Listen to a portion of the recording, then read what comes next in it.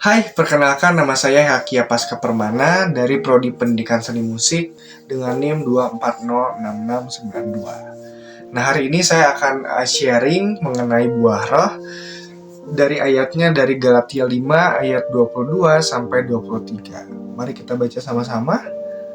Tetapi buah roh ialah kasih, sukacita, damai sejahtera, kesabaran, kemurahan, kebaikan, kesetiaan, kelemah lembutan, penguasaan diri. Tidak ada hukum yang menentang hal-hal itu. Nah, teman-teman, mari kita bahas satu persatu. Yang pertama adalah kasih. Kasih ini menarik, teman-teman, karena di dalam urutannya ini di urutan pertama. Dan bahkan Yesus sendiri menyatakan bahwa kasih adalah hukum yang pertama dan yang terutama. Oke, yang kedua adalah sukacita. Dalam bahasa Inggris itu terdapat dua kata, teman-teman. Ada happiness, ada juga joy. Nah, happy itu adalah kesenangan yang muncul karena akibat tertentu. Misalkan kemarin saya dapat tas baru, dan saya happy gitu ya. Atau teman-teman dapat nilai yang bagus, teman-teman dapat dipuji guru, dapat pacar baru misalkan, dan juga happy. Itu adalah happiness. Tapi kalau joy, sebuah kesenangan, kebahagiaan yang muncul dalam hati kita. Jadi ini bukan pengaruh eksternal, bukan dapat sesuatu, tapi udah dalam diri kita, ini internal. Lalu adalah damai sejahtera. Nah, dalam Kolose 3 ayat 15, damai sejahtera adalah damai sejahtera Kristus dan merupakan karunia dari Allah. Dengan perantaran Kristus, Allah telah mendamaikan kita dengan dirinya.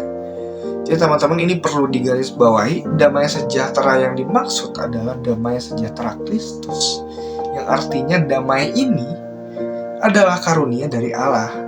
Dan bukan cuma kita mendapat saja, kita sebagai anak Tuhan, kita mendapatkan damai sejahtera, tapi Matius 5 ayat 9 mengatakan bahwa berbahagialah orang yang membawa damai, karena mereka akan disebut anak-anak Allah. So kita bukan cuma dapat and then stop di situ, tapi kita juga harus membawa damai, teman-teman, bagi lingkungan kita sendiri.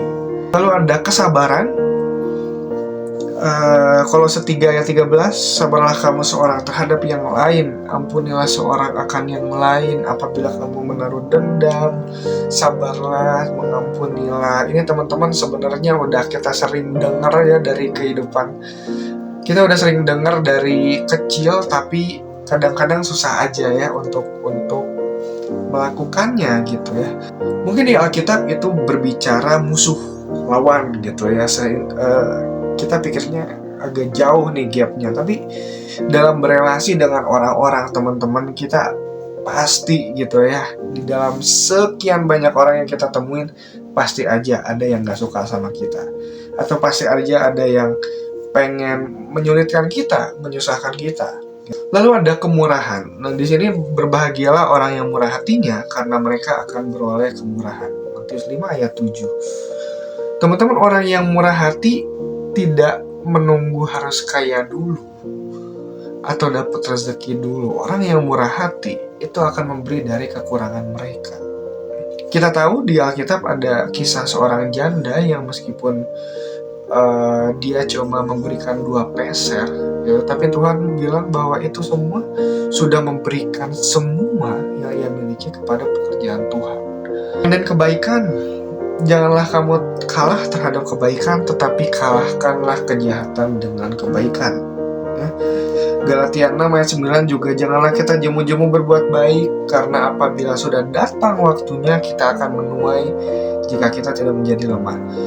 Teman-teman, ketika kita membantu orang yang sedang kesulitan gitu ya, memberi tanpa pamrih, kita menunjukkan kebaikan kita, itu sebenarnya bukan cuma menunjukkan sikap ramah kita, teman-teman, tapi ini juga bisa jadi benih kebaikan.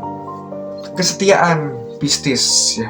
Teman-teman kalau pernah dengar lagu sampai ku dapatkan mahkota kehidupanku, ku tetap setia untuk melayanimu. Ini ada ayatnya di Wahyu ayat 2 ayat 10, hendaklah engkau setia sampai mati, dan aku akan mengaruniakan kepadamu mahkota kehidupan. Kelemah lembutan, kita harus punya kelemah lembutan, teman-teman.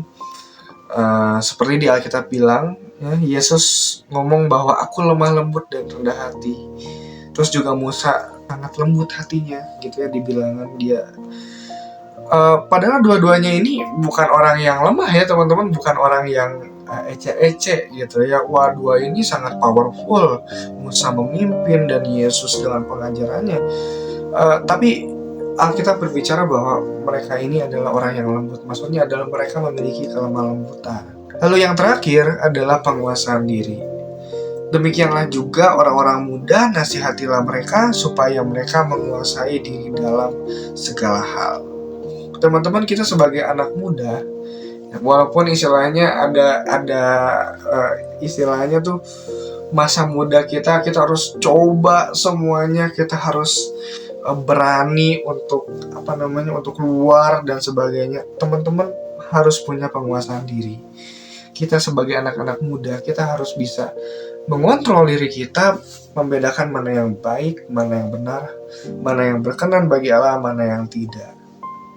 Aku harap buah-buah roh ini bukan cuma sekedar bacaan, ini bukan cuma sekedar renungan, tapi kiranya ini menjadi sebuah sarapan kita, ya, sehingga setiap hari kita dipenuhi oleh damai sejahtera, kasih, sukacita, dan damai dan juga kemurahan gitu ya. Dan biarlah ini menjadi benih yang nanti mulai tumbuh, bahkan bukan cuma stop di kita, tapi ini akan menjadi tumbuh dan bergenerasi kepada anak cucu kita, sehingga anak cucu kita mempunyai sama buah-buah roh, kasih, sukacita, damai sejahtera, dan sebagainya.